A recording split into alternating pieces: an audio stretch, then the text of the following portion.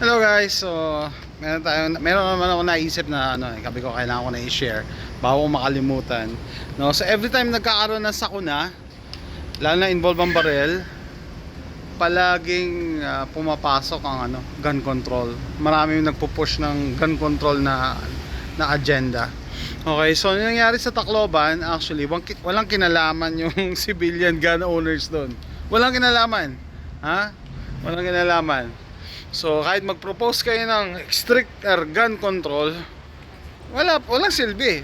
Hindi yan mape-prevent yung kung sakali man magkaroon ng copycat or katulad ng ganun nangyari sa Tacloban. So yan nga nauungkat o binubuksan yung usapin about civilian gun ownership. May nagpapapol, may nakita akong poll na pabor ba kayo na magkaroon ng barel ang mga civilian. na totally walang kinalaman do sa incident sa Tacloban. Okay? And then sa poll na yan, sa tanong na yan, may mga nag-abstain. May mga hindi makapag-decide na pro-gun ka ba o anti-gun. Dalawa lang, di ba? Pipili ka. Pro-gun or anti-gun. So, bibigyan ko kayo ng clue. Yung isa dyan masama, yung isa mabuti. Okay? Pro-gun ka ba o anti-gun? Pupili ka, A, pro-gun, B, anti-gun. So, meron dyan isang masama, merong mabuti. Okay? Example, pagka pro-gun yung bansa, pro-gun yung batas, may pinasang pro-gun na batas. Pag ikaw nag-decide ka na, ayoko, wala akong hilig sa baril.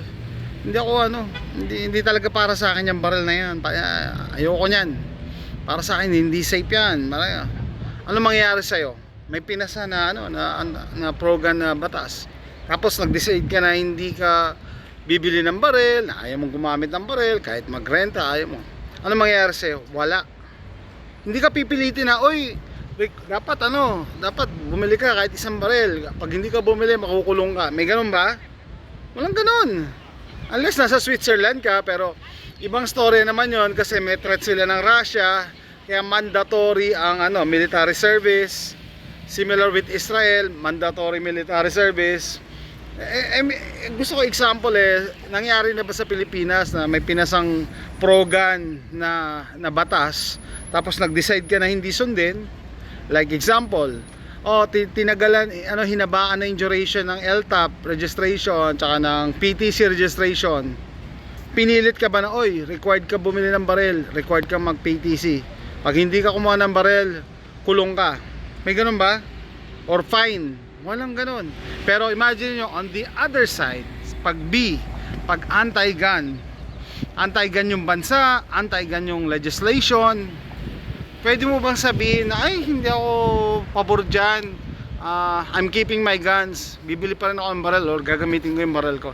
Ano mangyayari sa'yo? Kulong ka, di ba?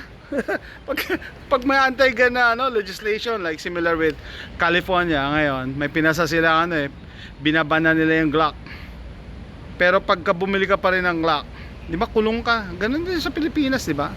Kahit saan common sense anti-gun, hindi ka pwedeng mag-opt out. Abstain ako dyan.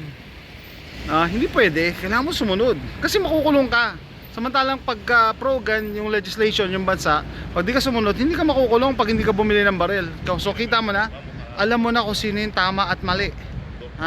Kung hindi ka pa rin kumbinsido, pro-gun letter A, anti-gun letter B, isa dyan yung paborito ng mga komunista, mga tyrannical government, para mapasunod ang mamamayan, para walang kumontra sa kanila. Ano sa tingin nyo? Pro-gun sila o anti-gun? Anti-gun sila, no? Kung ang gobyerno may tinatagong kabulastugan, corruption, matatakot yan na magkaroon ng baril ang mamamayan, di ba? So obviously, hindi ka dapat mag-abstain, dapat pumili ka ng tama. Kasi similar sa pagboto yan sa sa politics Pag hindi ka bumoboto, pinapayagan mo lang yung masama manalo. Ganun din yan pag tinanong ka So ako talaga, I'm a big proponent of gun ownership. Kahit hindi ka pa ready ngayon, kahit wala kang baril ngayon, dapat pro-gun ka. Kasi when the time comes na gusto mo na magkabarel and wala na yung privilege, wala na yung right, to self-defense, ano ka? Hindi pwedeng iintayin ka ng mundo na maging ready. No, hindi pwedeng intayin ka ng mundo na maging ready, 'di ba?